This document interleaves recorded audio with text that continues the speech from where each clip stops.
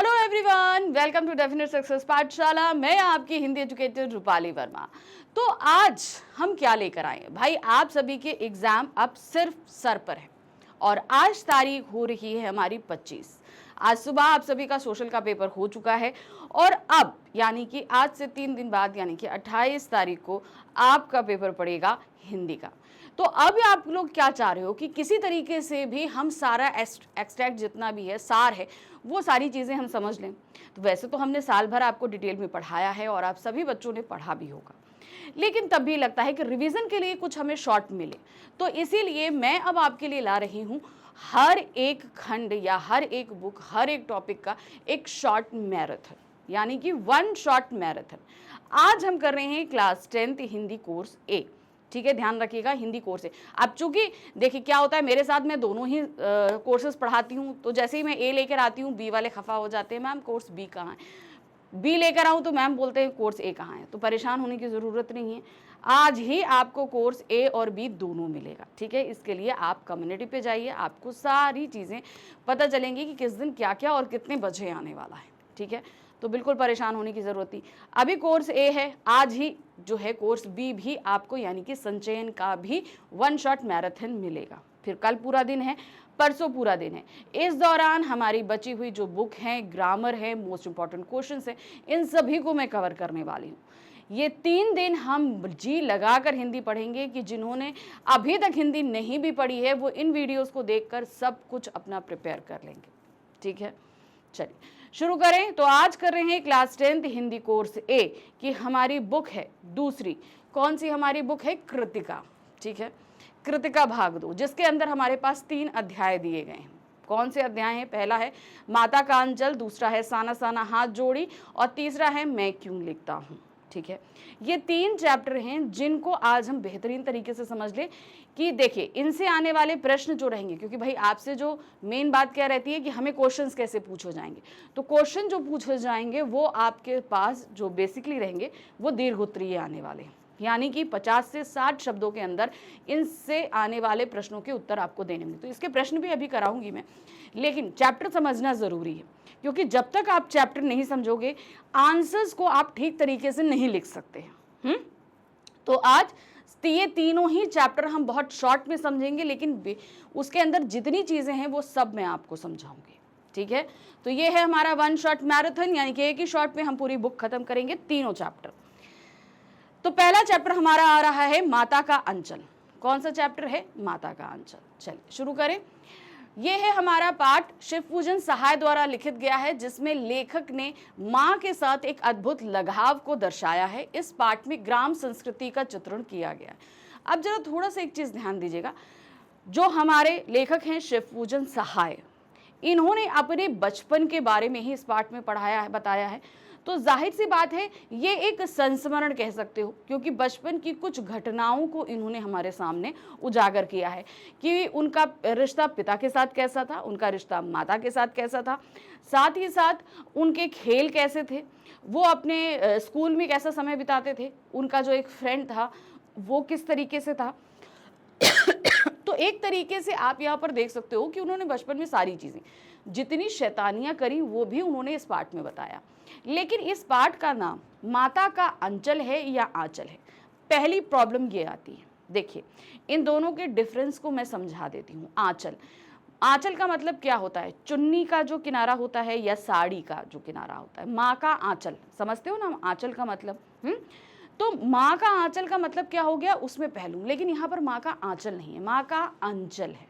कहने का तात्पर्य होता है, अब अंचल का तात्पर्य समझिए, आपने पहाड़ देखे हैं, ठीक है, उस पहाड़ के नीचे जितना भी प्लेन सरफेस होता है, ठीक है, उसे हम अंचल कहते हैं। जैसे मान लीजिए हिमालय का अंचल है, विंध्याचल का अंचल है, तो ये सब पहाड़ हैं। इन पहाड़ों के नीचे आने वाला जितना भी एरिया होता है जो इनकी रेंज में रहता है वो अंचल कहलाता है। ठीक है, तो माँ के जो प्रेम है, जो माँ की ममता है, उसे इस पहाड़ की तरह बताया गया है। माना कि हर समय बच्चा माँ के साथ नहीं है, लेकिन तब भी उसकी छत्र छाया हर समय माँ की बच्चे के ऊपर बनी रहती है। और ख़ास तौर से जब क्या होता है, जब हम मुसीबत में होते हैं तो हम उसी अंचल यानी कि उसी जगह पर जाते हैं। अब जैसे किसी भी गांव या क्षेत्र के अंचल के लोग जहां रहते हैं, उनका भरण पोषण, उनकी रक्षा, उनका देखभाल, ये सारा काम कौन करता है? उस पहाड़ के ज़रिए होता है। उस पहाड़ से आने वाली नदी है, उस पे उठने वाले वनस्पति हैं, उन सारी चीज़ों का देखभाल, उनके तलहटी में रहने वाले जितने लोग हैं, उन सब का भरण पोषण किससे होता है? उसी से होता है। तो इसीलिए आपको यहाँ पर बताया जा रहा है कि यहाँ पर माँ बच्चे के साथ भले सारा समय ना बताए, लेकिन उसकी सारी देखभाल, उसकी सारी चिंता, यहाँ तक कि जब मुसीबत आई तो बच्चा माँ के पास ही भागा, क्योंकि उसे पता था इससे सिक्योर जगह मेरे पास नहीं है। ठीक है, तो ये आंचल और अंचल का डिफरेंस आपको समझ में आ गया कि क्या है। मोस्टली बच्चे क्या करते हैं, आंचल लिख देते हैं। आंचल मतलब सिर्फ माँ, जितनी देर माँ के पास हो उतनी देर। अंचल का तात्पर्य जब आप माँ के पास नहीं भी हो तब भी माँ की छत्र छाया आप पर है, तब भी आपको माँ का एहसास है। ठीक है, चलिए अब मैंने आपको चीज समझा दी, अंचल और आंचल, तो कोई मुश्किल नहीं होना चाहिए। अब हम पढ़ते हैं शिवपूजन सहाय, जिनके बचपन का नाम है भोलानाथ। किस तरीके से उन्होंने माँ के साथ, पिता के साथ सारी चीज़ों को इन्होंने यहाँ पर बताया है। लेकिन इसका अगर हम एक पूरा एक्सट्रैक्ट निकालें तो बच्चा पूरे टाइम किसी के साथ भी रहे, कुछ भी करे, लेकिन जब मुसीबत पड़ती है तो उसे निस्वार्थ भाव से प्रेम करने वाली माँ की ही याद आती है और वो दौड़ता हुआ माँ के पास ही आता है। ठीक है, देखिए क्या है। कथाकार का नाम तारकेश्वर था, तो मेन तारकेश्वर है, लेकिन घर में सब लोग उसे भोलानाथ कहते हैं। पिता अपने साथ ही उसे सुलाते, सुबह उठाते, नहलाते थे। वे पूजा के समय उसे अपने पास बिठाकर शंकर जी ये जैसा तिलक लगाते जो लेखक को खुशी देता था। पूजा के बाद पिताजी उसे कंधे पर बिठाकर गंगा में मछलियों को दाना खिलाने के लिए ले जाते और राम नाम लिखी पर्चियों में लिपटी आटे की गोलियां गंगा में डालकर लौटते हुए उसे रास्ते में पड़ने वाले पेड़ों की डालों में झुलाते। ठीक है, अब इसको जितना मैंने पढ़ा मैं समझा देती हूँ आपको। जो हमारे लेखक है शिवपूजन सहाय, इनके बचपन का नाम है, अब कईयों के बहुत सारे नाम होते हैं। ठीक है, तो हमारे लेखक है कौन है? शिवपूजन सहाय। उनके बचपन का नाम तारकेश्वर नाथ, और सब प्यार से उसे भोलानाथ कहते। अब भोलानाथ कहने का मतलब क्यों ऐसा था? उनके बाल थोड़े से बड़े बड़े थे।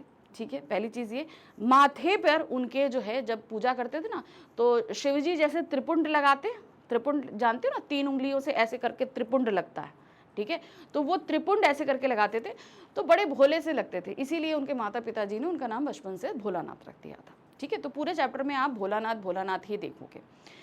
तो वो ज़्यादातर समय बचपन से अपने पिता के साथ रहते, सोना, सुबह उठना, नहलाना, उनको तैयार करना, पूजा पाठ करना, इवन खाना खाना तक सब कुछ करने के बाद फिर पिताजी जो है सब पूजा वूजा करने के बाद जब उन्हें तैयार कर देते, सब कुछ हो जाता, तो फिर क्या ले जाते थे? उनके पिताजी जो हैं राम नाम बही लिखते थे। राम नाम बही का मतलब क्या होता है? राम नाम के नाम को, एक जैसे बुक होती है, उसमें 1000 बार वो नाम लिखा करते थे।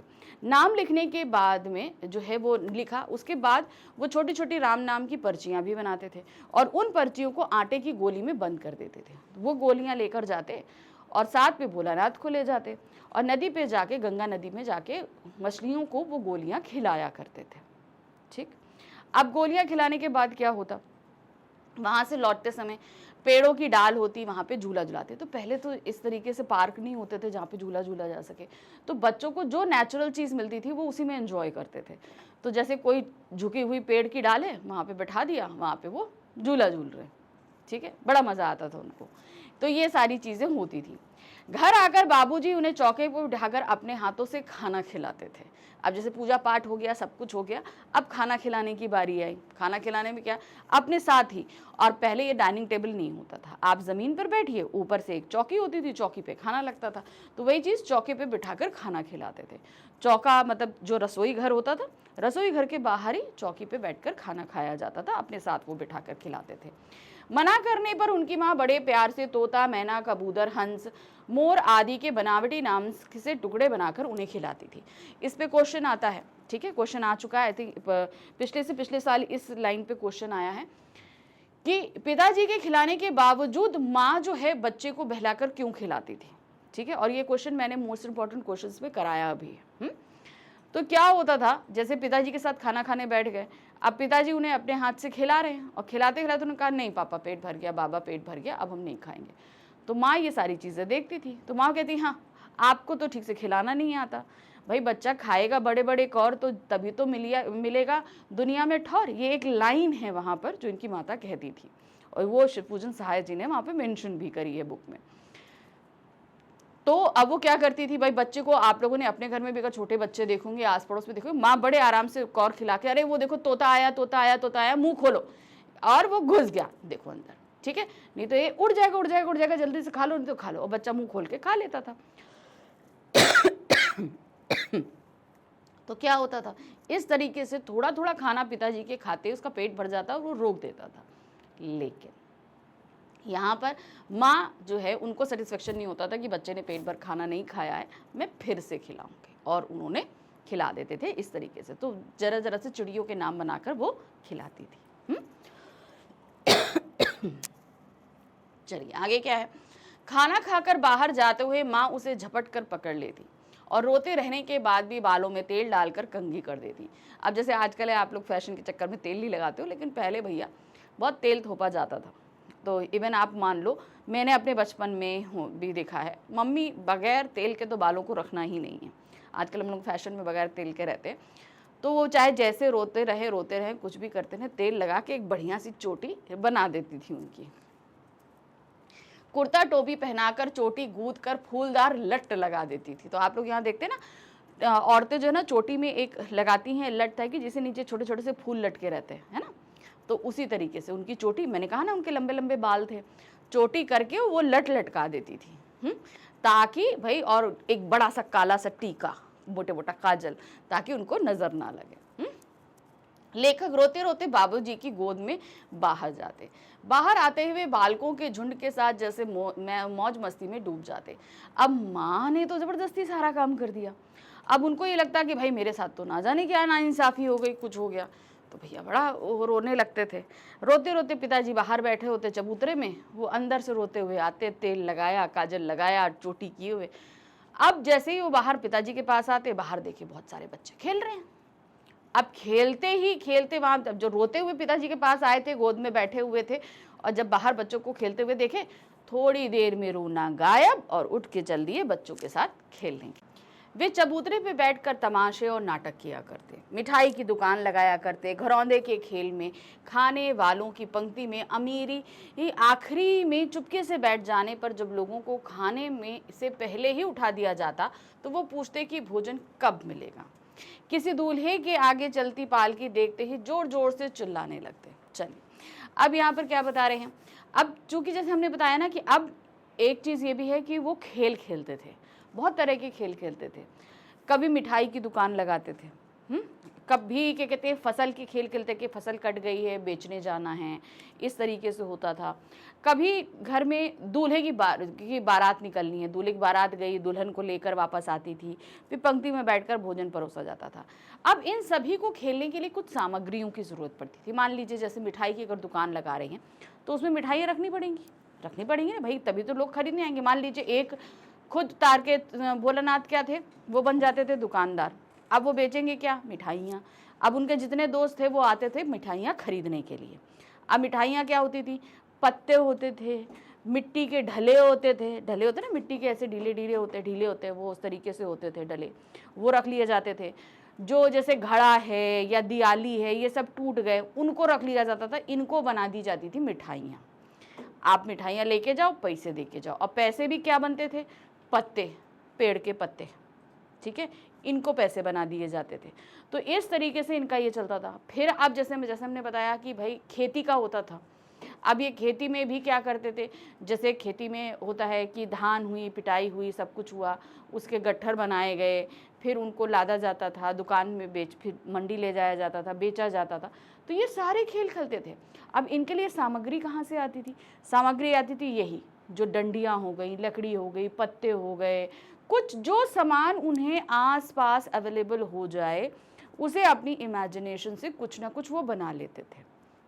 अब इसी तरीके से एक निकलती थी दूल्हे की बारात में जो है वो चूहेदानी आते हैं। अब लोग चूहेदानी, जैसे चूहा पकड़ा जाता है, उसे पालकी बनाते थे कि खाली पालकी लेके जाते थे, उधर से दुल्हन को बैठा के लेके आते थे।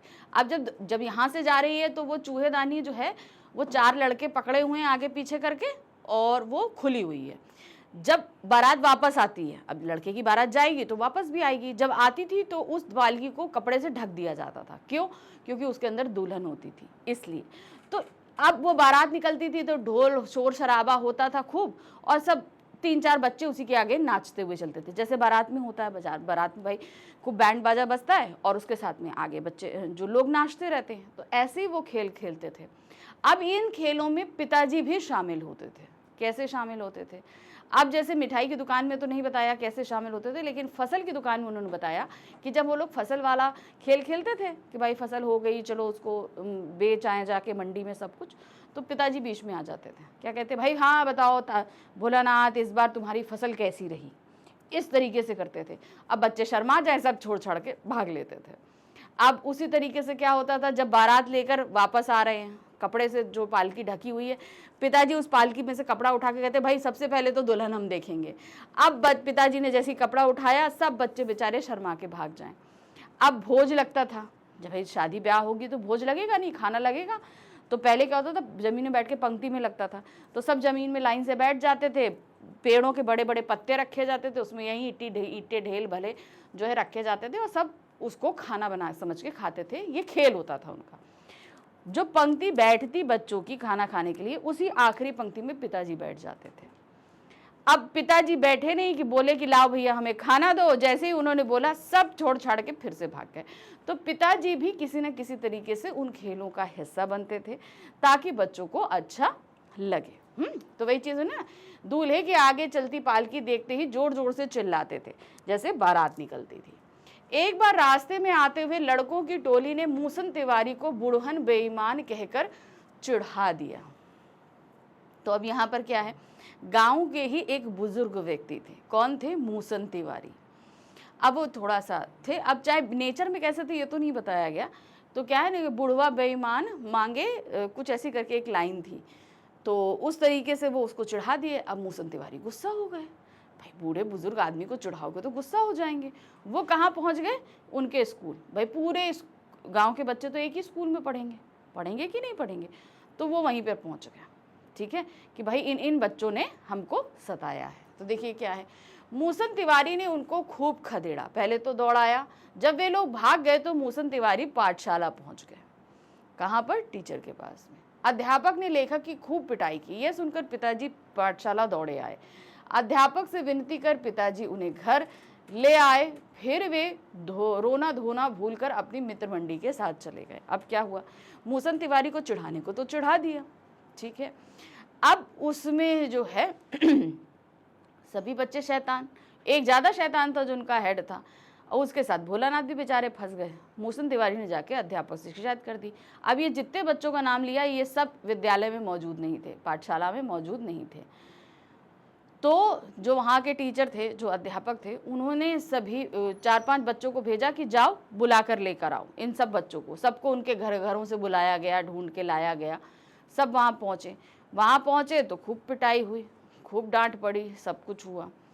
फिर उसके बाद जब पता चला पिताजी को कि भाई इस तरीके से अध्यापक जी ने बुलाया था, पिटाई हुई, डांट हुआ, सब कुछ हुआ, तो उन्होंने समझ लिया कि भाई वो पिटाई। जैसे ही पिताजी सुने तुरंत विद्यालय दौड़े कि वहाँ पर देखा तो क्या कहते हैं, इनको डांट पड़ रही थी, ये खूब बड़े बड़े आंसू रो रहे थे भोलानाथ।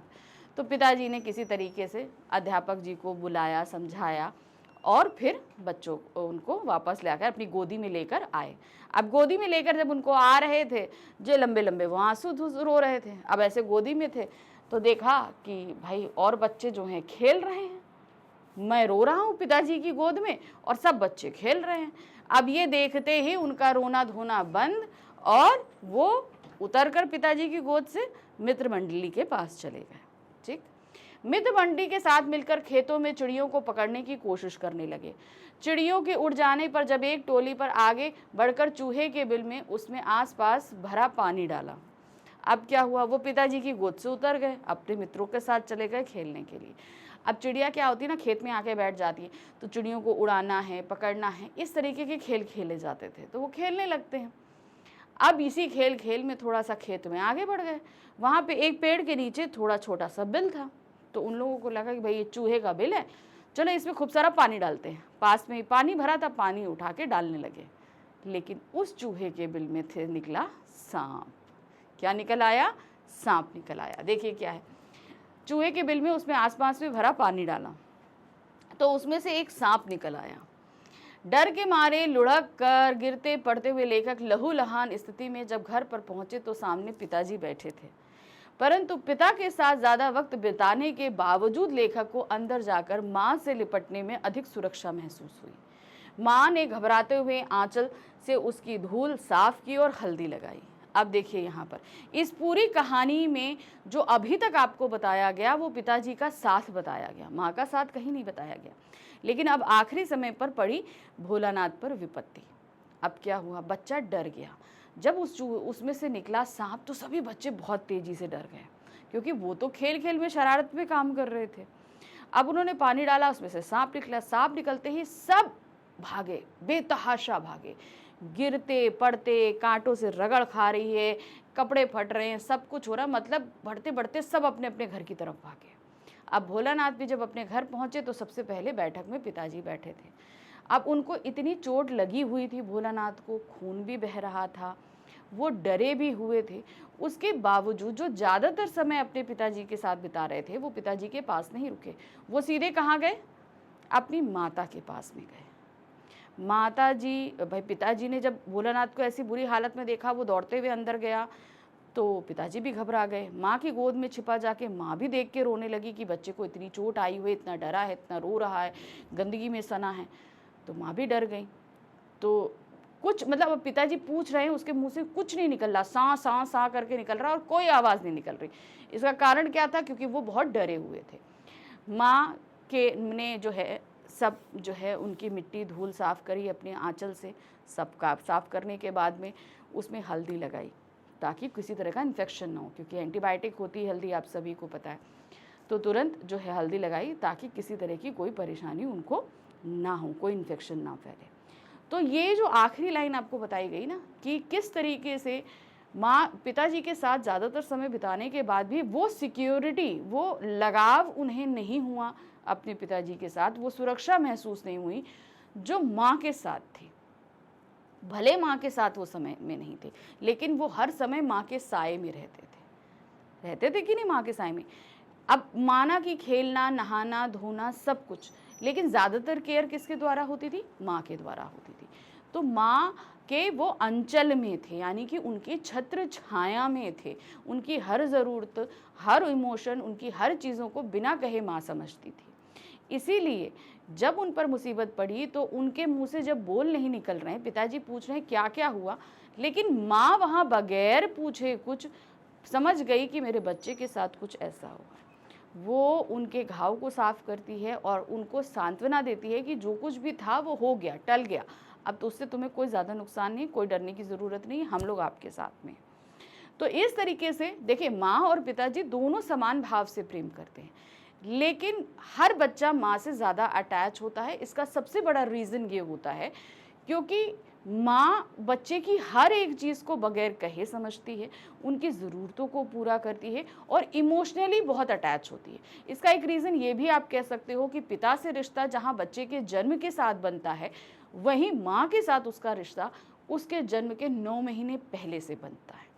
इसलिए ये रिश्ता जो है वो कुछ अलग ही होता है। इसीलिए यहाँ पर इस चैप्टर का नाम आंचल नहीं रख के अंचल रखा गया कि बच्चा भले माँ के साथ पूरा टाइम नहीं है, लेकिन उनकी छत्र छाया में है। ठीक है, तो ये था हमारा फर्स्ट चैप्टर, माता का अंचल, जो हमने यहाँ ख़त्म किया। अब हम बढ़ते हैं अपने सेकंड चैप्टर में। सेकंड चैप्टर हमारा कौन सा है, साना साना हाथ जोड़ी। साना साना हाथ जोड़ी क्या है, ये एक प्रार्थना है, नेपाली भाषा में कही गई एक प्रार्थना है, तो जिसका मतलब है हाथ जोड़कर मैं आपसे नमन करती हूँ। ठीक है, ये प्रार्थना है और यहाँ इसको हमें लिखा है किसने, मधु कांकरिया जी ने। ये एक यात्रा वृत्तांत है, कहाँ का, सिक्किम का। ठीक है, हमारी लेखिका जो सिक्किम यात्रा पर गई थी वहाँ का ये यात्रा वृत्तांत है। ठीक है, वहाँ पर इन्होंने प्राकृतिक सौंदर्य के साथ ही वहाँ पे रहने वाले लोगों में के बारे में, उनकी दिनचर्या के बारे में, यहाँ तक कि सैनिकों के बारे में, बहुत सारी चीज़ों के बारे में उन्होंने हमें बताया। वहाँ के लोगों की मान्यताएं, सब कुछ यहाँ पर उन्होंने बताया। ठीक है, तो चलिए शुरू करते हैं। ये चैप्टर भी सेकंड चैप्टर है, ध्यान रखिएगा। ये पाठ मधु कांकारिया द्वारा लिखा गया एक यात्रा वृत्तांत है, जिसमें लेखिका ने सिक्किम की राजधानी गैंगटॉक और उसके आगे हिमालय की यात्रा का वर्णन किया है। ठीक है, तो भाई वैसे तो इनकी सिक्किम की यात्रा बहुत लंबी रही, लेकिन इन्होंने गैंगटॉक से हमको यहाँ पर बताया, गैंगटॉक से फिर आगे हिमालय की तरफ वो जो बढ़ी हैं, जो शहरों की भागम भाग भरी जिंदगी से दूर है। लेखिका गैंगटॉक को मेहनती बादशाहों का शहर बताती हैं, क्योंकि वहाँ के सभी लोग बड़े ही मेहनती हैं। वहाँ तारों से भरे आसमान में लेखिका को सम्मोहन महसूस होता है, जिसमें वह खो जाती हैं। वह नेपाली युवती द्वारा बताई गई प्रार्थना मेरा सारा जीवन अच्छाइयों को समर्पित है को गाती हैं। चलिए अब हम ये बताते हैं, हमारी लेखिका ने ये यात्रा वृत्तांत शुरू किया है गैंगटॉक से। गैंगटॉक में जब इन्होंने ये शुरू किया और उसके बाद वो आगे हिमालय की तरफ बढ़ी। हिमालय की तरफ भाई जब आगे बढ़ेंगे तो भाई आगे जो है ऊंचा ऊंचा क्षेत्र होता जाएगा, प्राकृतिक दिशाएं हैं, पर्यावरण है, वातावरण है, बदलता जाएगा। हाँ सॉरी। तो अब उन्होंने क्या बोला कि लेखिका गैंगटॉक को मेहनतकश बादशाहों का शहर कहती हैं। इसका रीज़न क्या है, कोई भी पहाड़ी क्षेत्र हो उसको हम सभी पर्यटक जाते हैं तो हम लोग देखते हैं कि हम लोग को जाने लायक बड़ी अच्छी जगह होती हैं। ठीक है, सुंदर सुंदर जगहें, तो चलो वो प्राकृतिक की देन है, लेकिन हम वहाँ पहुँच कैसे रहें, पहले आप बताइए। उन रास्तों से पहुँच रहे हैं रास्तों से। वहाँ हमारे रहने की सुविधा, हमारे खाने पीने की सुविधा, स्वच्छ वातावरण, ये सब का निर्माण की जिम्मेदारी किसकी है, वहाँ के रिहायशी लोगों की, जो वहाँ के स्थानीय लोग हैं जो रह रहे हैं। हमारे लिए उन रास्तों का निर्माण उनके द्वारा किया जाता है। हमारे लिए वो वेदर जो इतना नीट एंड क्लीन रहता है, इसका कारण क्या है, क्योंकि उन लोगों ने वहाँ पर पोल्यूशन नहीं किया। ठीक है ना, तो वहाँ पर रहने के लिए, खाने के लिए, भाई खाने के लिए चीज़ें कहाँ से आ रही हैं, आएंगी तो नीचे से आएंगी ना। अब उसे ढोकर लाना ऊपर आसान नहीं है। तो यहाँ पर जीवन बहुत टफ है ना। अभी मैं इसी चैप्टर में आगे पढ़ाऊँगी कि जो वहाँ की स्थानीय औरतें हैं, उनका घर जो है जिस जगह पर बना होता है, वहाँ पर ईंधन इकट्ठा करना, पानी लाना, खाने के लिए व्यवस्था करना, ये सारा काम बहुत मुश्किल होता है। वहाँ की औरतें जी जान से काम करती हैं। इसीलिए इसे क्या कहा गया है, मेहनत कश बादशाहों का शहर। वो बादशाह जो अपनी जगहों पर राज करते हैं मगर मेहनत भी करते हैं अपनी जगह को सुंदर बनाने के लिए, क्योंकि वहाँ के सभी लोग बड़े मेहनती होते हैं। अब मेहनती कैसे होते हैं, मान लीजिए कि पहाड़ है, ठीक है। अब पहाड़ में आप नीचे अक्सर देखते हो कि कोई ना कोई नदी बह रही होती है, तो घर वगैरह कहाँ होंगे, वो नदी के पास में ही रहते हैं। अब मान ली एकदम नदी के पास घर कभी नहीं बनाए जाते। इसका रीज़न क्यों है, क्योंकि पहाड़ी इलाकों में बहुत तेज़ बारिश होती है, तो इन नदियों का जलस्तर एकदम से 8-8, 10-10 फीट बढ़ जाता है। ठीक है, और कभी कभी इससे ज़्यादा भी बढ़ जाता है। तो इसलिए घर हमेशा नदी से काफ़ी ऊपर बनाए जाते हैं, 20-25 फीट ऊपर आप मान लो, या उससे ज़्यादा और ऊपर। तो अगर आपको पानी चाहिए तो आपको पानी लेने के लिए नीचे जाना पड़ेगा। अब वहाँ पर गैस वैस नहीं होती है, चूल्हा जलाना है, गर्माहट लेनी है, क्योंकि मौसम ठंडा रहता है, तो लकड़ियाँ इकट्ठा करनी पड़ती हैं। छोटी मोटी खेती ये लोग आसपास करते हैं, कि जैसे सब्जी भाजी है, ये सारी चीज़ें उगाते हैं जो उनको वहाँ पर डेली में मिल जाती हैं खाने के लिए। ठीक है, तो इस तरीके से ये लोग हर काम के लिए बहुत मेहनत करते हैं, चाहे पानी हो, खाना हो, गर्मी प्राप्त करना हो। इवन वहाँ के जो बच्चे हैं वो अपने स्कूल जाने के लिए भी इस तरह की ऊंचाई नीचाई 10-10, 20-20 किलोमीटर का रास्ता तय करते हैं। स्कूल में इतना पैदल जाते हैं, क्योंकि भाई 4-5 गाँवों के बीच में एक स्कूल होता है। अब उस स्कूल में आसपास के गाँव के लोग पढ़ने के लिए आएंगे, तो अब क्या होता है, इस गांव से पहुँचे उस गांव से पहुँचे, डिस्टेंस होता है। उस डिस्टेंस में भी ऊंचाई, भाई पहाड़ों पे रह रहे हो तो चढ़ना भी होगा, उतरना भी होगा, वो करोगे। स्कूल से पढ़ के आते हैं बच्चे, फिर घर में जैसे ईंधन इकट्ठा करना है, जो जानवर हैं उनको चराना है, ये सारा काम भी बच्चों के द्वारा किया जाता है। तो बच्चे भी वहाँ पढ़ाई से लेकर अपने घर वालों की मदद करने तक के बहुत मेहनत वाले काम करते हैं। तो कोई भी हो, बच्चा हो, स्त्री हो, पुरुष हो, बुजुर्ग हो, हर किसी की लाइफ अपने आप में टफ होती है। वहाँ तारों से भरे आसमान में लेखिका को सम्मोहन महसूस किया। अब वैसे तो हम लोग अपने जब इन शहरों में रहते हैं तो शायद आसमान के तारे इतने गौर से नहीं देखते, लेकिन अगर आप इन पहाड़ी इलाकों में जाएंगे तो जैसे लगता है आसमान तारों से भरा हुआ है, जब लेखिका ने देखा तो उसके प्रति सम्मोहित भी हुई, जिसमें वह खो जाती हैं और नेपाली युवती द्वारा बताई गई प्रार्थना गाती हैं। अगले दिन मौसम साफ ना होने के कारण लेखिका कंचनजंगा की चोटी को तो नहीं देख सकी, परंतु ढेरों खिले फूल देखकर खुश हो जाती हैं। जहां पर ये ठहरी थी वहां से कंचनजंगा की चोटी दिखाई देती थी। तो उन्हें ये लगा कि भाई हम सुबह उठेंगे तो वातावरण साफ रहता था, लेकिन उस दिन थोड़ा वेदर फॉगी था। इस वजह से फॉग होने के कारण, यानी कि कोहरा होने के कारण, उन्हें वो कंचनजंगा की पहाड़ियाँ नहीं दिखाई थी। लेकिन जहाँ ठहरी थी वहाँ तलहटी में बहुत सारे फूल खिले हुए दिखाई दिए, जिसको देखकर वो बहुत प्रसन्न हो जाती हैं। वह उसी दिन गैंगटॉक से 149 किलोमीटर दूर यूथोंग देखने अपने सहयात्री मणि और गाइड जितेंद्र नार्गे के साथ रवाना होती हैं। अब जरा कुछ जगहों के नाम हैं, डिस्टेंस है, जिन्हें आपको याद रखना पड़ेगा। याद रखिए, ये मल्टीपल चॉइस क्वेश्चन तो इनसे नहीं आएंगे, लेकिन आपके क्वेश्चंस पे पूछे जा सकते हैं। तो थोड़ा सा अगर आपको ऐसा लगता है तो आप एक कॉपी ले लो और गैंगटॉक से इसकी दूरी इतनी किलोमीटर है, ये ध्यान रखते हुए आप लिखते जाओ, एक शॉर्ट नोट बनाते जाओ। तो ये आपके दिमाग में बैठता जाएगा।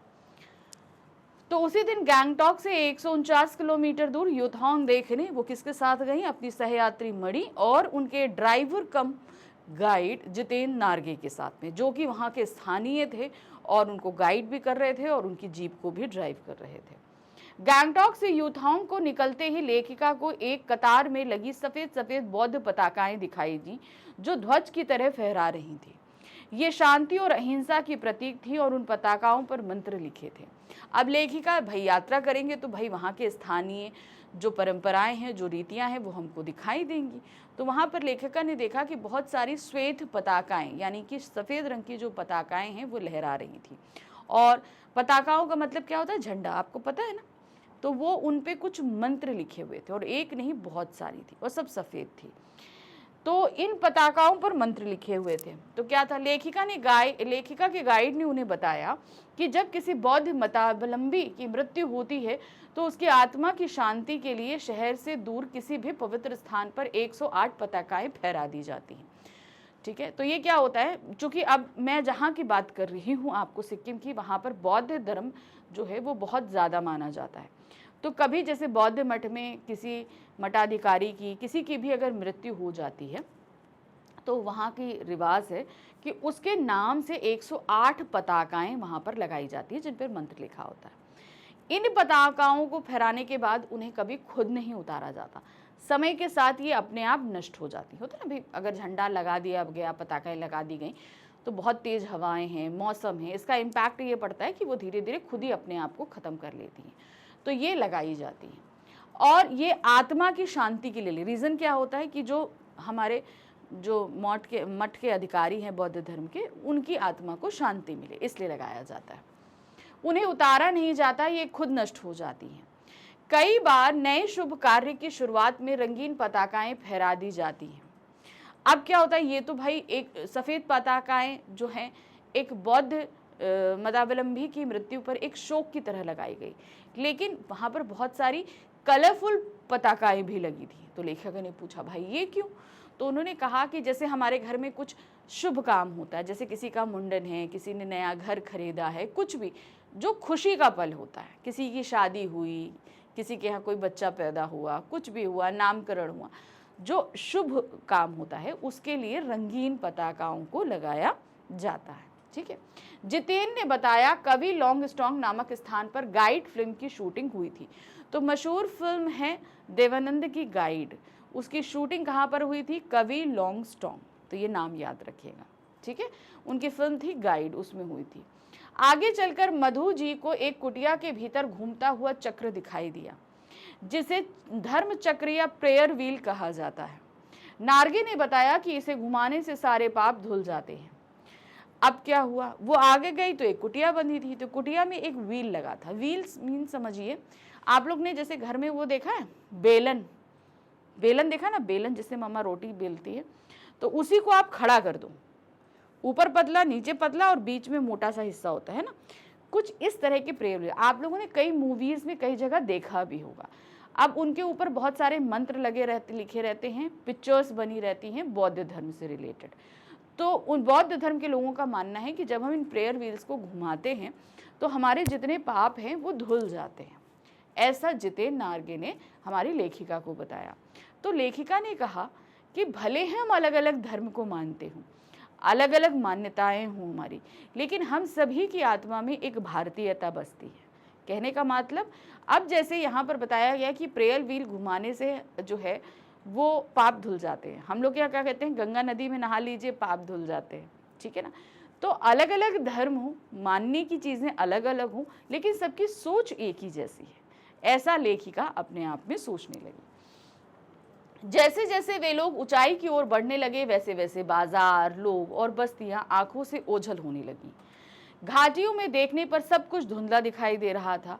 उन्हें हिमालय पल पल परिवर्तित होते महसूस होता है, वह विशाल लगने लगता है। अब चूंकि क्या है, लेखिका जैसे जैसे आगे बढ़ रही थी वो ऊंचाई की तरफ बढ़ रही थी, और जितनी ऊंचाई आपको लोग उतने कम दिखाई देंगे, बस्तियां कम दिखाई देंगी और पहाड़ हमें पास आते दिखाएंगे, क्योंकि अब हम ऊंचाई पर पहुंचेंगे तो नीचे की जो तलहटी है, जो जिन्हें हम खाइयां बोलते हैं, वो धुंधली दिखाएंगी देंगी। रीज़न भाई, उनमें कभी कभी फॉग रहता है, बादल भी आके ठहर जाते हैं, और दूसरा जो इतनी ऊंचाई से गहराई तक हमें क्लियर तो दिखाई नहीं देगा, क्लियर तो दिखाई नहीं देगा, हमें धुंधला ही दिखाई देगा वहाँ की चीज़ें। तो ये सब रीज़न की वजह से जैसे जैसे वो ऊपर जा रही थी सब कुछ नीचे का धुंधला होता जा रहा था। क्यों? क्योंकि धुंधला होता जा रहा का सेंस मतलब है उनकी ऊंचाई बढ़ रही थी, पर्वत करीब आ रहे थे, अब वो और विशाल होते जा रहे थे पर्वत। अब विशाल क्यों होते जा रहे थे? अब जैसे जैसे अगर आप लोगों ने पहाड़ों की यात्रा करी होंगी तो आप अच्छी तरीके से जानते होंगे, हम जैसे जैसे पहाड़ों में जाते जाते हैं उनकी ऊंचाइयां बढ़ती जाती है, और पहाड़ जैसे लगता है कि हमारे नज़दीक आते जा रहे हैं और ऊंचे होते जा रहे हैं, क्योंकि हम पहाड़ों की तरफ बढ़ रहे होते हैं, ठीक है। और वहां पर सब कुछ पल पल में बदलता है। अब पल पल में बदलने का इन सेंस क्या होता है, मान लीजिए हम इस पहाड़ से उस पहाड़ में गए, तो अभी तक तो हमारे सामने एक हरा सा पहाड़ था, एकदम से हमने देखा कि एक पहाड़ ऐसा आ गया जिसके ऊपर बहुत सारी बर्फ है कि नहीं? तो वहां पर चीजें बदल रही होती हैं। सेवन सिस्टर वाटरफॉल पर जीप रुकती है। अब सेवन सिस्टर वाटरफॉल बहुत ही फेमस वाटरफॉल है, मैंने कभी देखा नहीं, लेकिन हाँ एक बात मैं बताऊंगी कि जब मैंने ये चैप्टर पढ़ा था तो मैंने ज़रूर सर्च किया था कि सेवन सिस्टर वाटरफॉल क्या है, और मैंने जब उसकी पिक्चर्स देखी तो मेरा भी मन करने लगा उस जगह जाने का। हाँ, अभी तक मैं जा नहीं पाई हूँ, लेकिन मेरा मन ज़रूर है कि इस वाटरफॉल पे ज़रूर जाए। बहुत खूबसूरत है, बहुत प्यारा है, ठीक है। तो मैंने अभी सिर्फ उसको क्या कहते हैं नेट पे देखा है, गूगल पर, कि क्या कहते हैं किस तरह का वो दिखता है, उसके वीडियोस हैं, उनके पिक्चर्स हैं, मैंने वो देखे हैं, बहुत खूबसूरत है। तो उनकी जीप आगे बढ़ते बढ़ते कहाँ रुकती है? सेवन सिस्टर वाटरफॉल पे। सभी लोग वहाँ की सुंदरता को कैमरे में कैद करने लग जाते हैं। झरने के पानी में लेखिका को ऐसा लग रहा था जैसे वह उनके अंदर की सारी बुराइयां और दुष्टता को बहा कर ले जा रहा हो। कहने का तात्पर्य क्या है? अब हर इंसान के अंदर कोई ना कोई कामियां या खूब जो है बुराइयां होती हैं। अब मेरे अंदर भी हैं, आपके अंदर भी होंगी। तो हम कभी कभी नेचर के इतना करीब आ जाते हैं, हमें लगता है कि हमारे अंदर की जितनी बुराइयां हैं वो हमारी अपने अंदर से दूर कर दें। तो ये जो है नज़दीकी लेखिका उस समय महसूस करती हैं जब सेवन सिस्टर वाटरफॉल के पानी में अपने पैर डाल कर बैठी थी। तो उन्हें महसूस होता है कि उनके अंदर की जितनी बुराइयां हैं वो सब निकल कर जा रही हैं, तामसी प्रवृत्तियां जिनको हम बोलते हैं। रास्ते में प्राकृतिक दृश्य पल पल अपना रंग ऐसे बदल रहे थे जैसे कोई जादू की छड़ी घुमाकर सब कुछ बदल रहा हो। अब जाहिर सी बात है, हम एक पहाड़ से दूसरे पहाड़ ट्रैवल करते हैं भाई, वहाँ पर तो पूरा माउंटेन रेंज है, हिमालयन माउंटेन रेंज है। तो एक पहाड़ से दूसरे पहाड़ जैसे जैसे हम जाएंगे सामने के दृश्य बदलते जाते हैं, पल पल में बदलते हैं, ठीक है।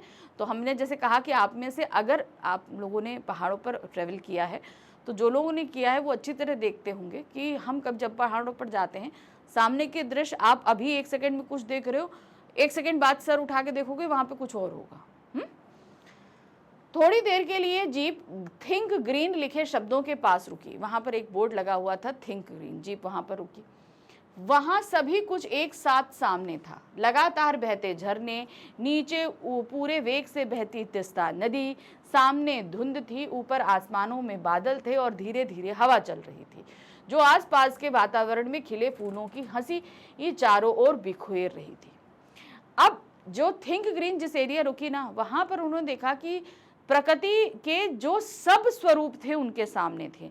बादल थी, धुंध थी, झरने थे, सब कुछ उनके सामने था। तो मतलब एक तरीके से वो प्रकृति से पूरी तरीके से सम्मोहित थी। लेकिन दूसरे ही पल जैसे लगता है उन्हें किसी ने झंझोर के जगा दिया। कैसे ना, जैसे आपको कोई सो रहे हो एकदम से कुछ ऐसे ऐसे करके कोई हिला दे, तो मतलब हम एक तरीके से प्राकृतिक छटा में बंधे हुए थे और एकदम से मुझे ऐसा लगा कि किसी ने मुझे हिला के उस जादू से बाहर कर दिया। क्या हुआ लेखिका के साथ? कुछ औरतों की पीठ पर बंधी टोकरियों में बच्चे थे। इतने सुंदर वातावरण में भूख, गरीबी और मौत के निर्मम दृश्य ने लेखिका को सहमा दिया। उन्होंने देखा एक रास्ते पर कुछ औरतें पत्थर तोड़ रही थी। उन पत्थर तोड़ती औरतों की पीठ पर बांस की टोकरियां थी जिनमें उनके छोटे छोटे बच्चे थे। मतलब, और वो एकदम रूई सी कोमल, सफेद सी कोमल सी स्त्रियां इतना मुश्किल काम कर रही थी। तो अभी तक वो जो प्राकृतिक के नज़ारों में घूमी थी, वो जिंदगी की सच्चाई देखकर एकदम सहम जाती हैं।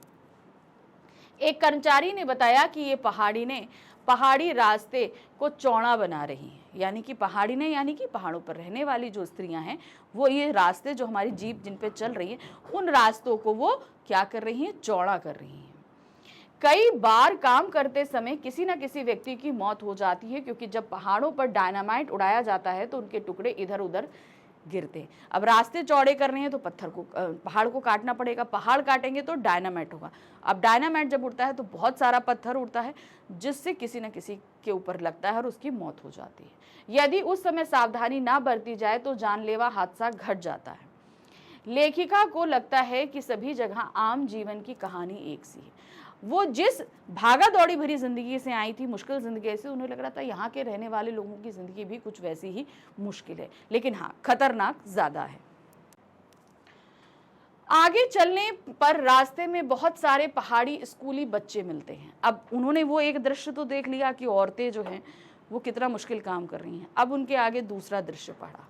वो दृश्य था वहाँ के पहाड़ी बच्चे जो स्कूल जाते हुए दिखे। जितेन ने बताया कि ये बच्चे 3-3.5 किलोमीटर की पहाड़ी चढ़ाई चढ़कर स्कूल जाते हैं। ये बच्चे स्कूल से लौटकर अपनी माँ के साथ काम करते हैं। यहाँ का जीवन बहुत कठोर है। तो मतलब उन्होंने, जैसे मैंने आपको स्टार्टिंग में बताया था, क्या था कि ये बच्चे जो स्कूल जाते हैं चढ़ाई चढ़ के, उसके बाद लौट के आके मवेशियों को चराना, लकड़ियों को ढूंढना, तो इस तरह के, जैसे नीचे पानी लाना, ये ऐसे बहुत सारे काम में अपनी माँओं की हेल्प करते हैं। जैसे जैसे ऊंचाइयां बढ़ती जा रही थी वैसे वैसे खतरे भी बढ़ते जा रहे थे। रास्ता तंग होता जा रहा था। सरकार की गाड़ी धीरे चलाएं की चेतावनियों के बोर्ड लगे थे। अब जैसे आजकल आप लोग रास्ते देखते हैं, हम लोग के लिए चौड़े चौड़े बहुत अच्छे रास्ते बने, तो जब हमारी लेखिका गई थी तब इतने अच्छे रास्ते नहीं थे। तो हर जगह साइन बोर्ड था, गाड़ी धीमे चलाएं, ठीक है। और वो तो अभी भी लगे आपको मिलेंगे। हम कह रहे हैं आप पहाड़ी इलाकों में हो चाहे आप मैदानी इलाकों में हो, गाड़ी हमेशा धीमे चलानी चाहिए। चेतावनियों के बोर्ड लगे थे। शाम के समय जीप चाय बागानों से गुजर रही थी। या वहाँ पर चाय बागान सिक्किम में तो हैं, आप लोग जानते हैं। तो उन चाय बागानों से जब गुजरी, बागानों में कुछ युवतियां सिक्किमी परिधान पहने चाय की पत्तियां तोड़ रही थी, जिनको क्या बोलते हैं? बोकू बोलते हैं। ध्यान रखिएगा, जो सिक्किमी परिधान पहना जाता है उसको क्या कहते हैं? बोकू। चारों ओर इंद्रधनुषी रंग छटा बिखेर रहा था। आसमान में उन्हें इंद्रधनुष रंग दिख रहा था। यूथाम पहुंचने से पहले वे लोग लायुंग रुके, ठीक है। उन्हें पहुंचना था तो यूथाम, लेकिन कहते हैं ना कि भाई रात में आप लोग स्टे करो, तो वो लोग लायुंग में रात में स्टे करते हैं। लायुंग में लकड़ी से बने छोटे छोटे घर थे। कैसे घर? छोटे छोटे घर थे। लेखिका सफर की थकान उतारने के लिए तिस्ता नदी के किनारे फैले पत्थरों पर बैठ गई। अब पूरा दिन घूमा फिरा, थकान हो जाती है, तो तिस्ता नदी जहाँ पर ये लोग रुकी थी, वहीं बगल से तिस्ता नदी गुजर रही थी। उसके आसपास पत्थर फैले हुए थे, वो उसी पत्थरों पर जाकर बैठ जाती है। रात होने पर जितेन के साथ अन्य साथियों ने नाच गाना शुरू कर दिया। लेखिका की सहयात्री मरणी ने बहुत सुंदर नृत्य किया। अब वो बहुत भाई जानती होंगी, तो उन्होंने काफ़ी अच्छा डांस किया। लायुंग में अधिकतर लोगों की जीविका का साधन पहाड़ी आलू, धान की खेती और शराब था। वहाँ पे लोग जो है ना, अब कहते हैं ना कि आप लोग कुछ काम करोगे तो अर्निंग होगी, तो ज़्यादातर लोग वहाँ पर आलू उगाते हैं, या तो वहाँ पर धान की खेती की जाती है या शराब बनाई जाती है। तो इसी वजह से वहाँ के लोगों की जीविका चलती है। लेखिका को वहाँ बर्फ़ देखने की इच्छा थी, परंतु वहाँ बर्फ़ कहीं नहीं मिली। उन्हें लगा था कि भाई लायुंग ऐसी जगह है जहाँ वो बर्फ़ देखेंगी, लेकिन उनको वहाँ पर बर्फ़ नहीं मिली। अब इसका रीजन बताते हुए वहां पर स्थानीय एक नवयुवक ने बताया, क्या एक स्थानीय युवक ने बताया के अनुसार प्रदूषण के कारण यहाँ स्नोफॉल कम हो गया था, कटाव में बर्फ देखने को मिल सकती है। अब उससे आगे और एक जगह थी कटाव, उस स्थानीय युवक ने बताया कि भाई पोल्यूशन इतना है कि अब यहाँ पर बर्फ नहीं पड़ती है, अब अगर आपको बर्फ देखना है तो आपको कटाव जाना पड़ेगा, वहाँ आपको बर्फ मिलेगी। और ये सही भी है, जो बात यहाँ बताई गई ना प्रदूषण के कारण बर्फ, मैं आई थिंक 2 साल पहले ही कहाँ गई थी, वैष्णो देवी गई, तो वहाँ से थोड़ा सा आगे एक जगह थी पटनी टॉप, वहाँ पे गए, वहाँ अक्सर बर्फ़ मिलती है। ये महीना फेब का ही था, मैं गई तो वहाँ पर इस उम्मीद से गई थी कि भाई पटनी टॉप पे हमें बर्फ़ मिलेगी, लेकिन वहाँ बर्फ़ नहीं मिली।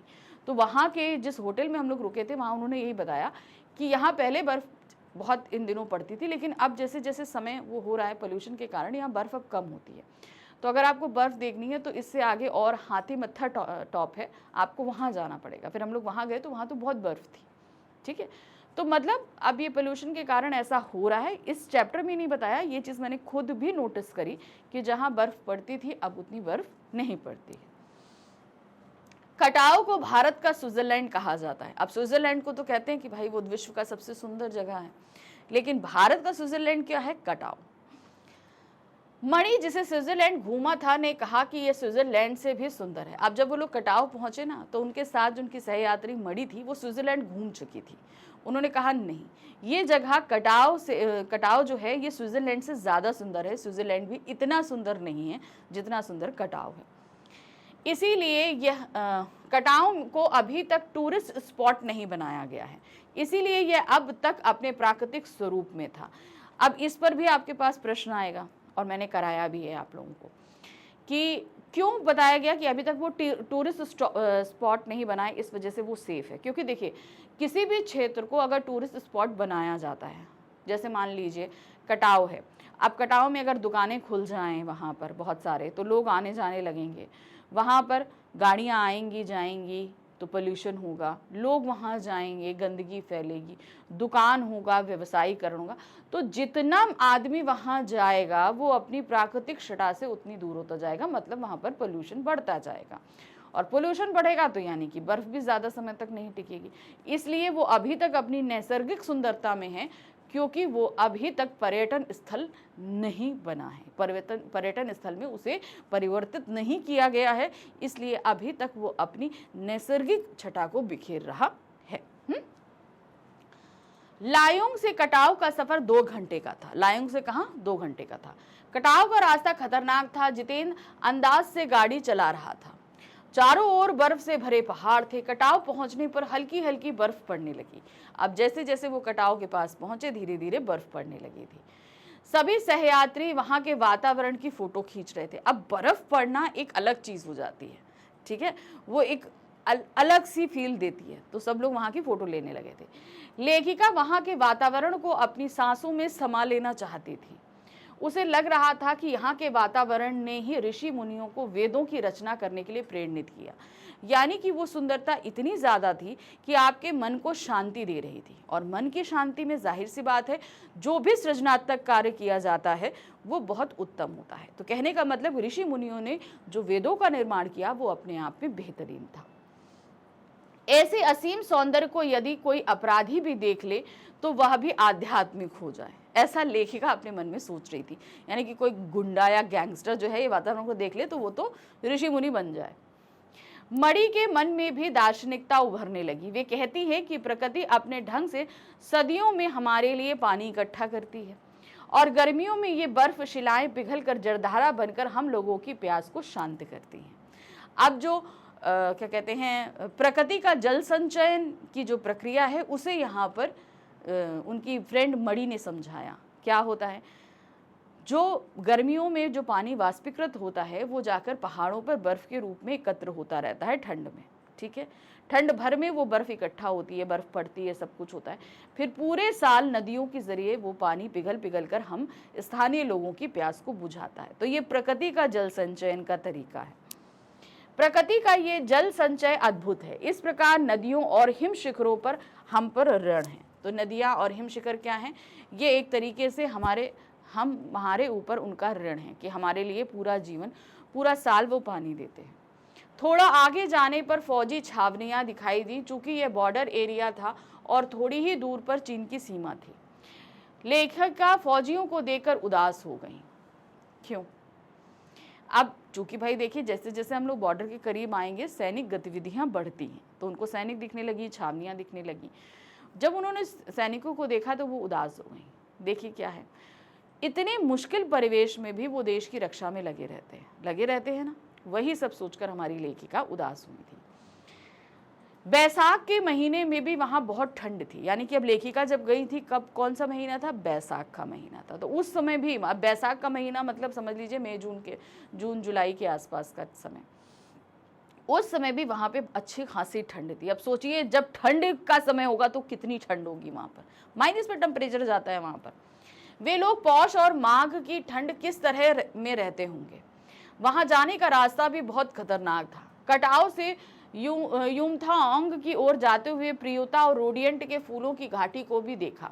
अब उन्होंने, उनका दिल उदास होने का तरीका कारण क्या था? उन्होंने कहा कि हम लोगों के लिए इतनी ठंड महसूस करना कितना मुश्किल होता है, और ये सैनिक जो है, जब ठंड का महीना होता है, जब चारों तरफ इतनी बर्फ होती है, माइनस में टेम्परेचर होता है, उस समय भी ये लोग यहाँ पर हमारे सरहद के देश की रक्षा करते हैं।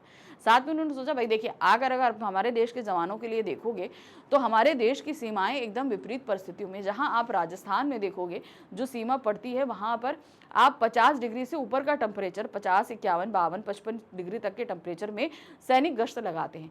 आप चले जाओ सियाचिन में, चले जाओ यहाँ पर चले जाओ, सब जगह जितना भी हमारा हिमालयन रेंज है, वहाँ पर सर्दियों में माइनस में टेम्परेचर रहता है, तब भी वो लोग हमारे देश की सीमाओं की रक्षा करते हैं। तो उनके लिए कितना मुश्किल काम होता है कि नहीं। तो यही सब सोच के हमारी लेखिका जो है वो थोड़ा सा उदास हुई। अब जैसे जैसे वो आगे बढ़ी, फिर क्या हुआ, उसके बाद उन्होंने कहा आगे इनको यूथोंग में प्रियता और रोडियंट के फूलों की घाटी को देखने मिला। यूमथोंग कटाव जैसा सुंदर नहीं था। जितेन ने रास्ते में बताया कि यहाँ पर बंदर का मांस भी खाया जाता है। अब देखिए, पहाड़ी क्षेत्रों में खाना, ये सारी चीज़ें बहुत मुश्किल से उपलब्ध होती हैं, तो वहाँ जिस चीज़ की उपलब्धता है वो खाई जाती है, ठीक है ना। अब वहाँ पर भेड़, बकरी, ये सारी चीज़ें, तो जो चीज़ें अवेलेबल हैं, तो बंदर ज़्यादा अवेलेबल है, तो बंदरों को मार के ही खाया जाता है। बंदर का मांस खाने से कैंसर नहीं होता, ऐसा मानना है। यूथोंग वापस आकर उन लोगों को वहां सब फीका फीका लगा, क्योंकि कटाव जैसी सुंदर जगह देखने के बाद तो बाकी जगहें तो फीकी ही लगेंगी। पहले सिक्किम स्वतंत्र राज्य था, अब वह भारत का एक हिस्सा बन गया है। इससे वहां के लोग बहुत खुश हैं। तो भाई जब भारत का निर्माण हुआ तो सिक्किम को भारत में नहीं मिलाया गया था, ये काम बहुत बाद में हुआ, लेकिन सिक्किम का भारत में मिलने के बाद वहाँ के लोग बहुत प्रसन्न हैं। क्यों? क्योंकि भारत के साथ उन्हें बहुत ज़्यादा अच्छा लग रहा है। मणि ने बताया कि पहाड़ी कुत्ते केवल चांदनी रातों में भौंकते हैं। अब मणि कोई चीज़ पता होगी तो उन्होंने बताया। यह सुनकर लेखिका हैरान रह गई। उसे लगा कि पहाड़ी कुत्तों का भी ज्वार भाटे की तरह पूर्णिमा की चांदनी पर प्रभाव पड़ता है।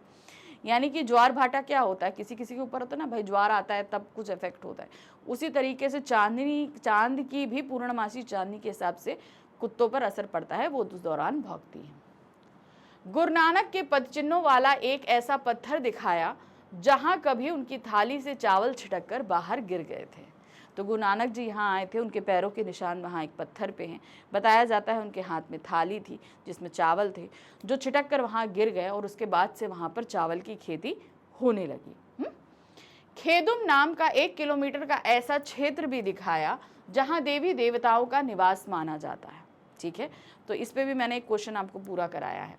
नार्गे ने पहाड़ियों के पहाड़ों, नदियों, झरनों और वादियों के प्रति पूज्य भाव की जानकारी दी। नार्गे ने बताया कि जो पहाड़ी लोग होते हैं वो यहाँ के प्राकृतिक सभी चीज़ों को देवी देवता के तौर पर मानते हैं, चाहे पहाड़ हो, पेड़ हो, नदी हो, सबको एक देवी देवता की तरह ही पूजते हैं। भारतीय आर्मी के कप्तान शेखर दत्ता के सुझाव पर गैंगटॉक के पर्यटन स्थल बनाने और नए रास्तों के साथ नए स्थानों को खोजने के प्रयासों के बारे में भी बताया। सिक्किम पहले जो है पर्यटन क्षेत्र नहीं था। गैंगटॉक जो वहाँ की राजधानी है उसे पर्यटन, क्योंकि वहाँ की भाई सुंदरता असीम थी, तो उस समय वहाँ के फौज के जो कर्नल थे शेखर दत्ता, उनके प्रयासों के बाद गैंगटॉक को एक पर्यटन स्थल घोषित किया गया। क्योंकि सिक्किम में जब इस तरह के पर्यटकों का आना शुरू हुआ तो वहाँ की जो रोज़ी रोटी है वो उस पर चलने लगी, तो वहाँ के लोगों को इससे फ़ायदा होने लगा, क्योंकि पहले जो है प्राकृतिक जितनी चीज़ें थी उसी पर चल रहा था। जैसे पर्यटन बढ़ता है तो किसी भी राज्य का जो है ग्रोथ होती है, तो सिक्किम की उससे ग्रोथ होने लगी। ये सारी चीज़ें उन्हें नार्गे ने बताई थी। ठीक है, तो ये था हमारा यात्रा वृत्तांत, साना साना हाथ जोड़ी। मधुर कांकारिया ने जिस तरीके से यात्रा करी ये तो बताया ही बताया। इसके अलावा और जो भी चीज़ उन्हें नॉलेज थी वो हमने आपको सभी चीज़ें सार रूप में यहाँ समझा दी।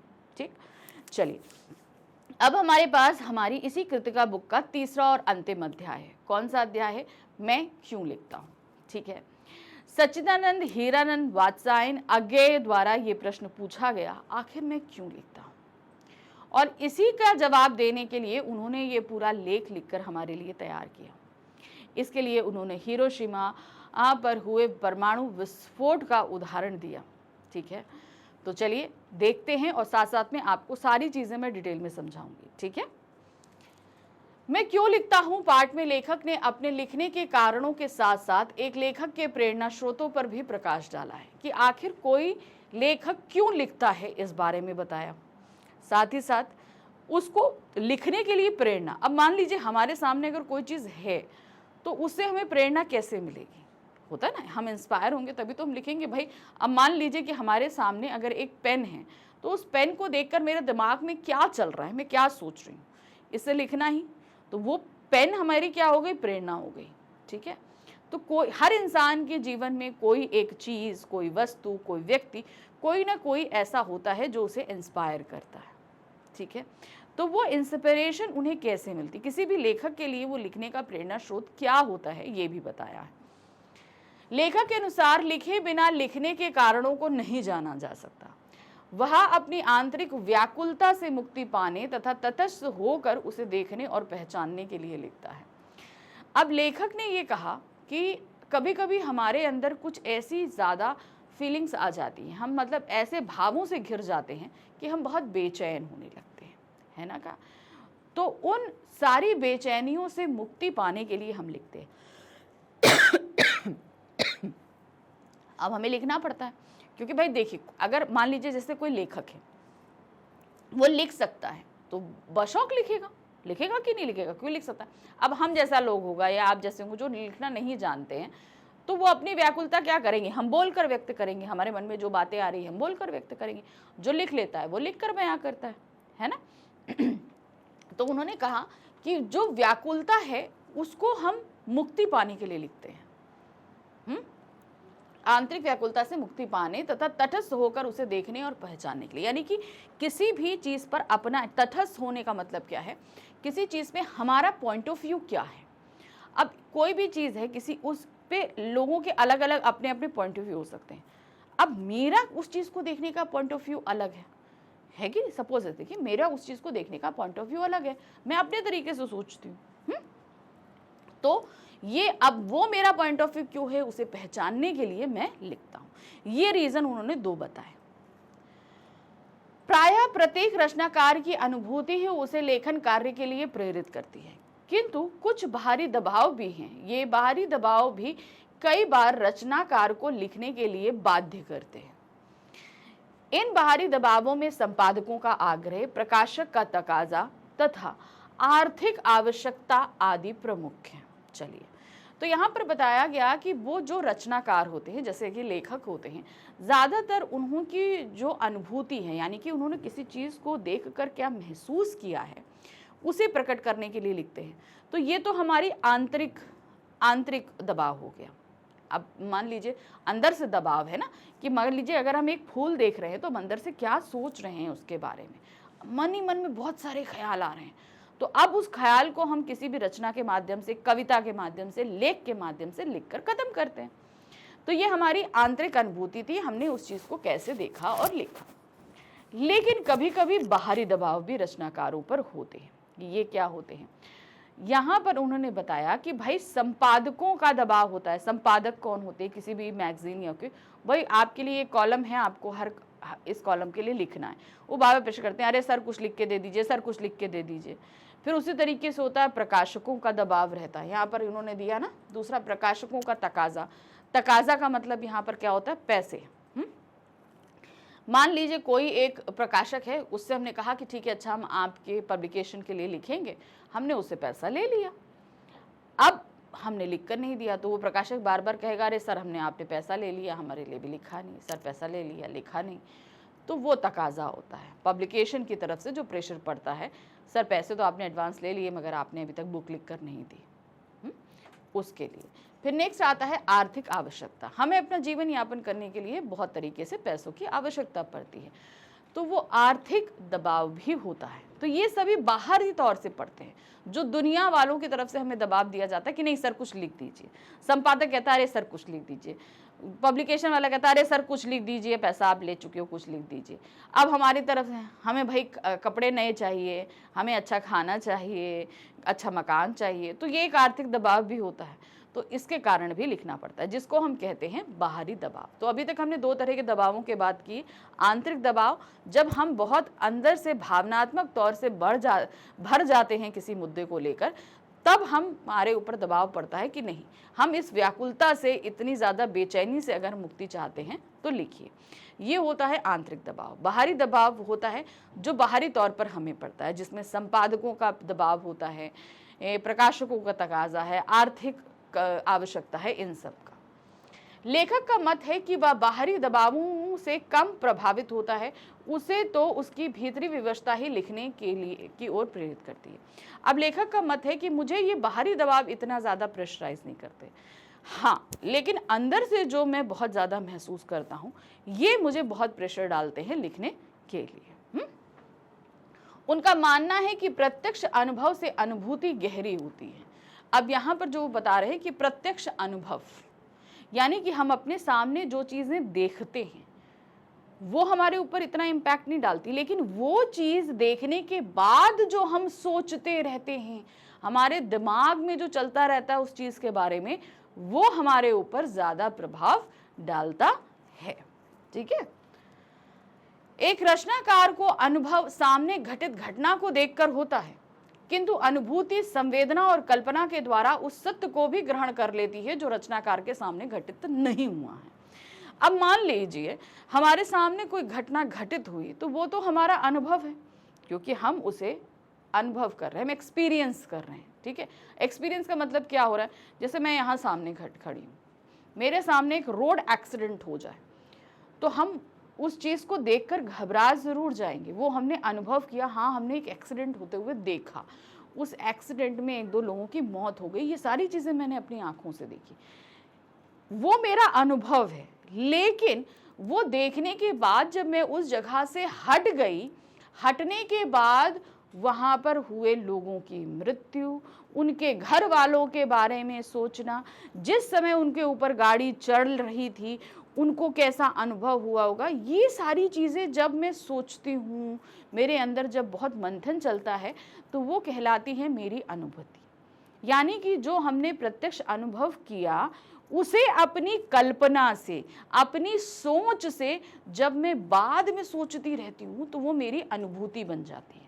तब जब मैं उस एक्सीडेंट का पार्ट नहीं भी थी, यानी कि मुझे उस एक्सीडेंट में कुछ नहीं हुआ, लेकिन जब मैं बाद में उसके बारे में सोचती हूँ कि भाई जब वो गाड़ी उस आदमी के ऊपर चढ़ी होगी तो उसे कैसा लगा होगा, उसको कैसा अंदर से महसूस हुआ होगा, क्या हुआ होगा, तो उस समय मुझे ऐसा लगता है कि वो घटना मेरे साथ घट रही है।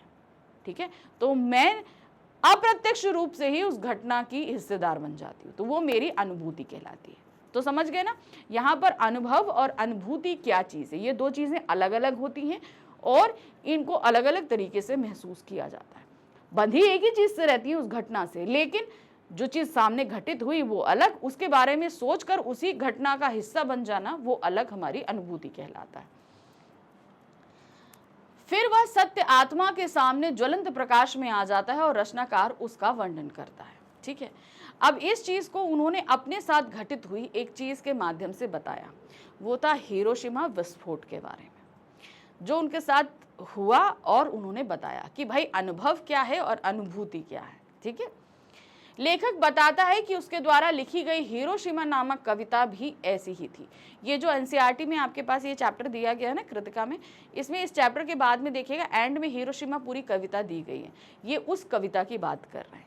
ठीक है, तो उन्होंने क्या बोला कि कविता भी ऐसी ही थी, यानी कि इस कविता को भी उन्होंने कुछ इसी तरीके से लिखा।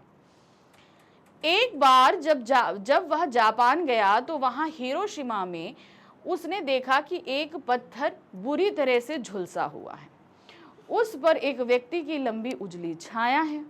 विज्ञान का विद्यार्थी होने के कारण उसे रेडियोधर्मी प्रभावों की जानकारी थी।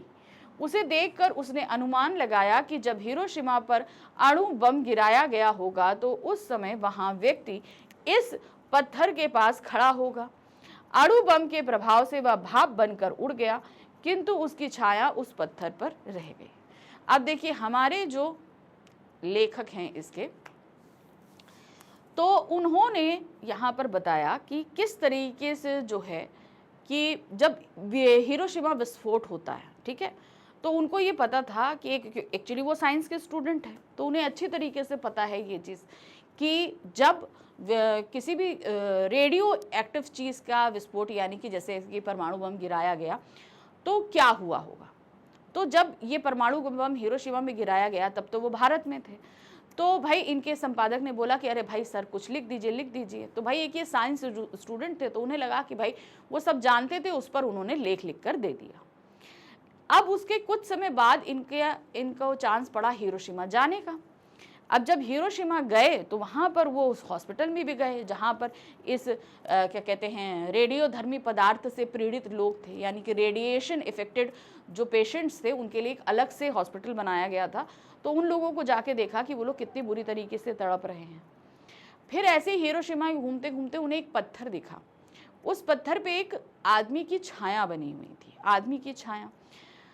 तो उसके नीचे लिखा हुआ था, यानी कि जिस समय परमाणु विस्फोट हुआ, तो जैसे मान लीजिए सपोज ये एक पत्थर है, ब्लैक कलर का पत्थर है, समझ लीजिए सपोज वाइट कलर का पत्थर है, मैं सामने खड़ी हूँ और जब विस्फोट हुआ तो उस समय विस्फोट जब हुआ तो आदमी भाप बन के उड़ गया, भाप बना, तो भाप बन के उड़ा।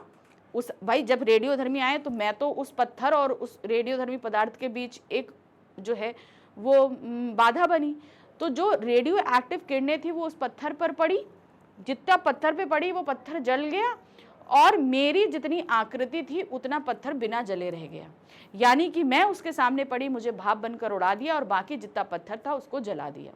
ये छाया जब उन्होंने देखी तो अभी तक उन्हें पता था एक साइंस स्टूडेंट होने के नाते कि भाई क्या होता है, लेकिन उसके बावजूद जो है जब उन्होंने ये चीज़ अपने आंखों से प्रत्यक्ष वहां देखी, उस पत्थर को देखा, तो वो अंदर तक एकदम झंझोर गए।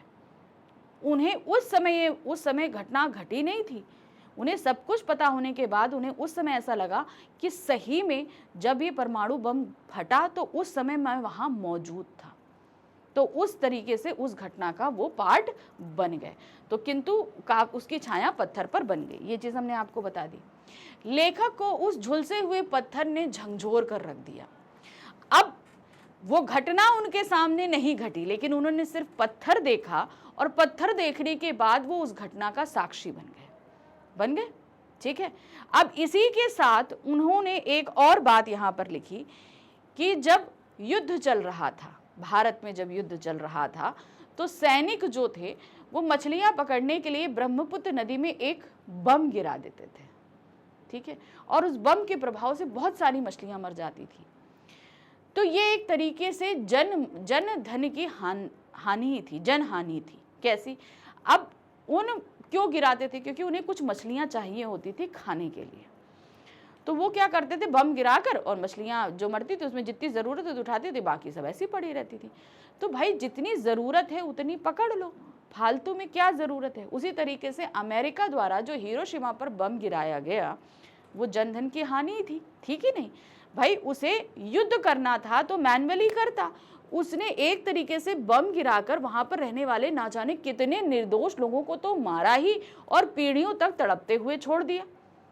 तो एक तरीके से विज्ञान का ये दुरुपयोग उन्होंने बताया यहाँ पर ब्रह्मपुत्र नदी के बारे में और इस हिरोशिमा के बारे में बताते हुए। वो हिरोशिमा पर गिराए गए अणु बम की भयानकता की कल्पना करके बहुत दुखी होते हैं, क्योंकि उस समय जब उन्होंने ये पत्थर देखा तो उन्हें बहुत दुख हुआ था इस बारे में कि भाई कितना भयानक परमाणु विस्फोट रहा। अब ये उनके अंदर ही अंदर पलने लगा। ठीक है भाई, परमाणु बम गिरे बहुत टाइम हो गया, वहां पर बहुत सारी चीजें बदल गई, लेकिन आज जब वो वहां पर गए तो वो अपने आप को उस अनदेखी घटना का भी हिस्सा मानने लगे। अब उनके अंदर की अनुभूतियां बदल रही थी। उस समय उसे ऐसा लगा मानो वह उस दुखद घटना के समय वहां मौजूद था। उन्हें ये चीज लगने लगी कि वो वहां मौजूद थे। इस त्रासदी से उनके भीतर जो व्याकुलता पैदा हुई, उसी का परिणाम उसके द्वारा हिरोशिमा पर लिखी गई कविता थी। जब वो लौटकर वापस भारत आए, तब भारत में ट्रेन में बैठकर उन्होंने उस व्याकुलता से इतना ज्यादा छटपटा रहे थे कि ट्रेन में बैठे बैठे ही उन्होंने उस हिरोशिमा पर कविता लिख डाली। लेखक कहता है कि यह कविता हिरोशिमा जैसी भी हो, वह उसकी अनुभूति से पैदा हुई है और यही उसके लिए महत्वपूर्ण है। तो ये चीज उन्होंने बताई कि भाई किसी को कैसी भी लगे, लेकिन ये उनकी अंदर की व्याकुलता को प्रकट करने के लिए उन्होंने कविता लिखी। ठीक है, तो यहाँ पर इस जो चैप्टर है इसमें कई तरीके के प्रश्न आपसे पूछे जा सकते हैं, जैसे विज्ञान संबंधी है, ठीक है, जो हास है मनुष्य का हुआ वो है, परमाणु बम के ऊपर बहुत तरह के प्रश्न बनते हैं। ठीक है, तो प्रश्न तो अभी मैं आपको बहुत सारे कराने ही वाली। तो समझ में आ गया कि इस चैप्टर में लेखक ने अपने जो एक प्रश्न है मैं क्यों लिखता हूँ इसका जवाब दिया, और वो जवाब क्या था, अपनी अंदर की छटपटाहट से मुक्ति पाने के लिए मैं लिखता हूँ। ठीक है, जो व्याकुलता है यानी कि ज्यादातर आंतरिक दबाव ही उन्हें प्रभावित करता है लिखने के लिए। ठीक है, तो ये थे हमारे कृतिका के 3 अध्याय जिसे हमने यहाँ पर पूर्ण किया। ठीक है, तो इसी तरीके से अभी आपकी नेक्स्ट बुक है क्षितिज है, उनके भी दोनों खंडों का एक्सप्लेनेशन मैं लेकर आऊँगी। तो तैयारी रखिए, ज़्यादा समय बचा नहीं है। आज 25 तारीख, कल 26, परसों 27। तो इन 3 दिनों में हमें सिर्फ अपना सिलेबस का रिवीजन ही नहीं करना, सारे क्वेश्चंस पढ़ने हैं, और मैं बेहतरीन तरीके से आपकी प्रैक्टिस करा रही हूँ, और आपका व्याकरण भी कंप्लीट कराऊंगी, यानी कि व्याकरण भी इसी तरीके से 1 शॉट मैराथन में कंप्लीट कराऊंगी। तो जुड़े रहिए, और पूरे टाइम टेबल के लिए आप कनेक्ट हो सकते हैं कम्युनिटी में। कम्युनिटी पोस्ट में आपको पूरा टाइम टेबल मिल जाएगा। ठीक है, thank you for watching, bye bye.